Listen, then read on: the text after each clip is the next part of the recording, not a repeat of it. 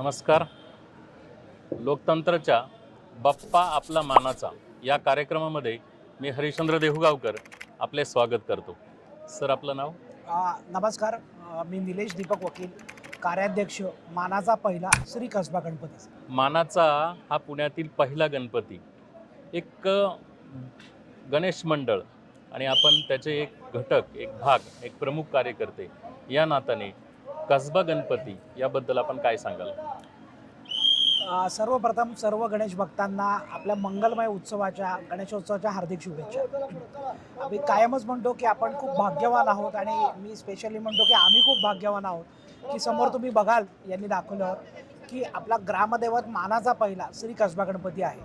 तर थोडक्यात मी सांगतो की याला ग्रामदैवत काय म्हणतात, तर ज्यावेळेस औरंगजेबाने गाढवाचा नांगर फिरवून हे पुनवडी नावाचं गाव उद्ध्वस्त केलं होतं, तर आपल्या आदर्श राजमाता जिजाऊ आणि बाळराजे शिवाजींनी याची पुनर्प्रतिष्ठापना केली आणि याला ग्रामदैवतेचा दर्जा दिला, मंदिर बांधलं, म्हणून याला ग्रामदैवता म्हणतात. आणि हिंदवी स्वराज्याची ही एक बहुमोल सुरुवात त्यांनी इथं केली, म्हणून याला ग्रामदैवत म्हणतात. त्याच्यानंतर आमच्या महाराजांनी जे तुम्ही कसबा पेठेत म्हणतात 12 बलुतेदार बसवले, की लोहार असतील, सुतार असतील, जांबार असतील, कासार, की कुठलंही शहर किंवा कुठलंही स्वराज्य एक उभं करण्यासाठी एक सक्षम व्यवस्था त्यांनी निर्माण केली. तर अशा पद्धतीने हा कसबा पेठेचा परिसर आणि हे महाराजांनी जे विद्वान आणले, सरदार आणले, म्हणजे आज जे आपण बघतो की पुण्याचे हे विद्येचे माहेरघर, त्याचं जे रचलं ते म्हणजे छत्रपती शिवाजी महाराजांनी. इथे आपण उभं आहोत. पुढे येता 1892 साली लोकमान्य टिळकांनी त्यांच्या सहकार्यांनी गणेशोत्सव चालू केला. अर्थातच त्यामागची प्रेरणा होती की स्वातंत्र्य, हिंदू उत्सव हा आहे की हिंदू उत्सवामध्ये एकांकिक उपासनेला महत्त्व आहे, म्हणजे आपण समूह उपासना आपल्या धर्मात नाही.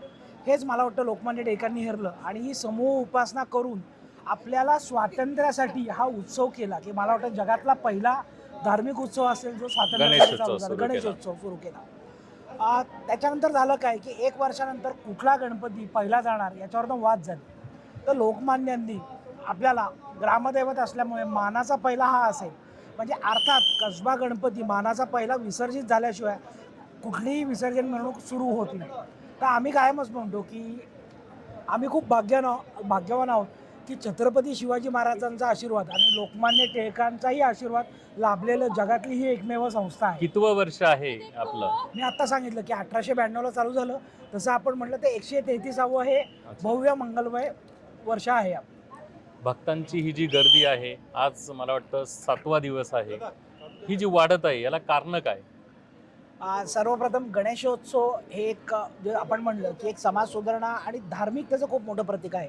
आपल्याकडे तुम्ही बघितलं तर धार्मिकतेने आणि परंपरेने उत्सव जपला जातो. आता परंपरा म्हणजे काय, तर परंपरा म्हणजे आपल्या धार्मिक रूढी जपणं आणि नाती जपणं. म्हणजे परंपरेमध्ये 2 भाग येतात. तर अतिशय तुम्ही बघत असाल की गुरुजींची अतिशय पंचोपचार पूजा अतिशय उत्तम प्रकारे आपण इन्व्हायटी लोकांचं करून घेतो. आपल्याकडे दररोज महाआरती होती, गणेश याग होतो, सत्यविनायक होतो, मंत्रजागर होतो, असे विविध धार्मिक कार्यक्रम आपल्याकडे होत असतात. दुसरा मी ॲस्पेक्ट बोललो म्हणजे नाती जपणे. आता नाती जपणे म्हणजे काय, तर आपण म्हणतो की प्रभात बँड नावाचा जो बँड आहे तो गेले 75 वर्ष आपल्याकडे आहे. बरोबर. की स्वातंत्र्य सेनानी न.ची. केळकर यांनी त्यांना चांदीचा बंदा रुपये दिला होता आणि सांगितलं होतं की तळहात वाजवायचं. तर हे आपलं नातं आहे. रमणबाग ढोलपथक आपल्याकडे 40 वर्ष वादन करतं.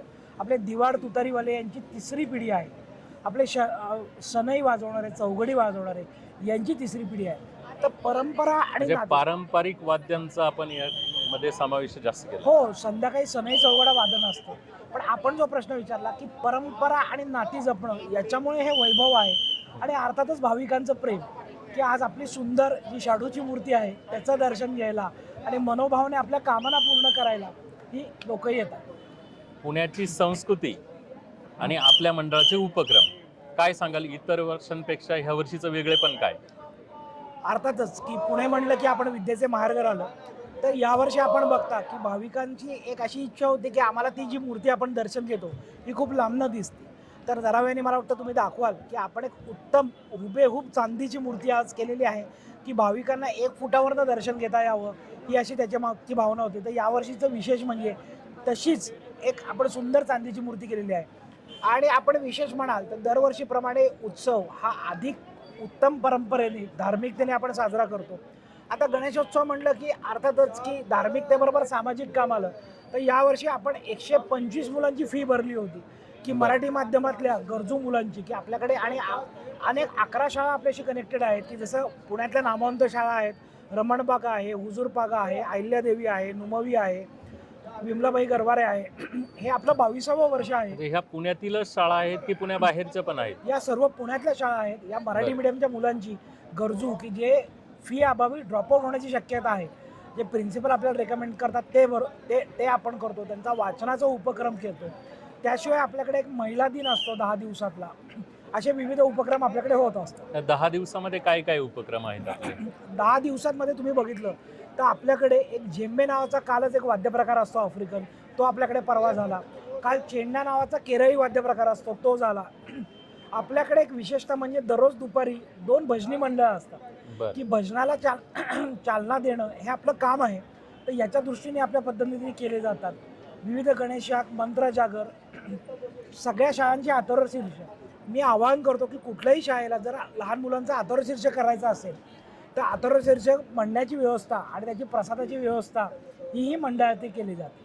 प्रसाद काय काय दिलं जातो आपल्या मंडळाकडनं? काय प्रसाद असतो भक्तांसाठी? भक्तांसाठी म्हणजे मी तर म्हणतो सगळ्यात मोठा प्रसाद म्हणजे बाप्पाचं दर्शन असतं. दर्शन हा पण तर आहेच आहे. त्याचबरोबर आपल्याकडे सकाळी आणि संध्याकाळी मोतीचुराचे उत्तम प्रतीचे लाडू असतात.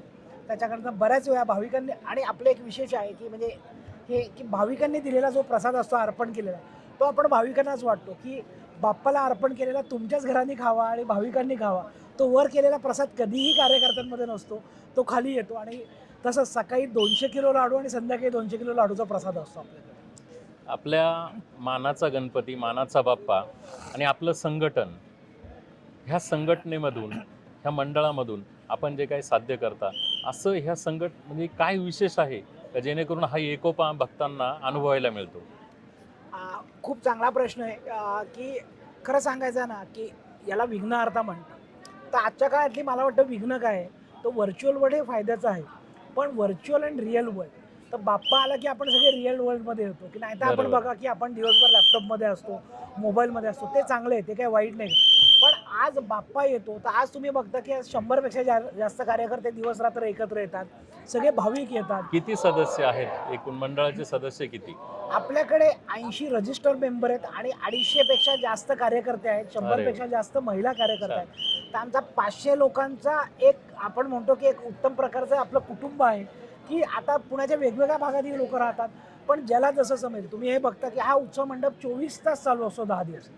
तर कोणी रात्रभर थांबतं, कोणाची सकाळची शिफ्ट असते, म्हणजे ही कामाची, कोणाची दुपारची. तर आनंदाने घेतलेलं हे काम आहे. तर 24 तास हे 500 लोक हे मंडप सांभाळत असतात. गणेश विसर्जन झाल्यानंतर, बाप्पाचं विसर्जन झाल्यानंतर वर्षभर एक मानाचा गणपती म्हणून आपण भक्तांना म्हणजे काय सुविधा काय देता, किंवा त्या बाप्पाचं दर्शन कसं घडतं भक्तांना? खरं सांगायचं का ना, आपला हा गणपती 10 दिवसाचा असतो आणि समोरचा गणपती आपला वर्षभर याचा असतो. पण बाप्पा हे कायम आपल्या मनात असतात. तर वर्षभर विविध सामाजिक उपक्रमाद्वारे आपण भक्तांच्या संपर्कात असतो. आपण गणेश जन्माला एक ग्रामप्रदक्षिणा काढतो, की ही जी चांदीची मूर्ती आहे तिथे जुना कसबा, म्हणजे आमचं जे पूर्वीचं जुनं गाव होतं आपल्याला सगळ्या लोकांचं, तिथनं ग्रामप्रदक्षिणा निघते. तर असं वर्षभर. मग त्याच्यानंतर एप्रिल मेमध्ये विद्यार्थी दत्तक योजना, की वर्षभर फीज भरणं, मध्ये एखादा हेल्थ कॅम्प असतो. मग मार्चमध्ये आपण एखादा वुमन्स डे साजरा करतो. तर दर 3 महिन्यांनी आपला कुठला ना कुठला उपक्रम असतो. तर या निमित्ताने आपण वर्षभर लोकांच्या भाविकांच्या संपर्कात राहत असतो. धन्यवाद साहेब. आपण लोकतंत्रासाठी आपला अमूल्य वेळ दिलात आणि आमच्या ह्या कार्यक्रमामध्ये बाप्पा आपला बाप्पा या कार्यक्रमामध्ये सहभागी झाला, त्याबद्दल मी आमच्या सर्वांच्या वतीने आपल्याला शुभेच्छा देतो आणि खूप धन्यवाद देतो. थँक्यू. सर्व लोकतंत्राच्या टीमला मी मनापासून आभार देतो, की तुमच्यामुळे या बाप्पाचं दर्शन येतो आणि तुम्ही ज्या पद्धतीने ही पुण्याची संस्कृती आणि आपल्या गणेशोत्सवाची आणि महाराष्ट्राची संस्कृती लोकांपर्यंत पोहोचताय, तर आम्ही मंडळ म्हणून शतशः तुमची ऋणी आहोत.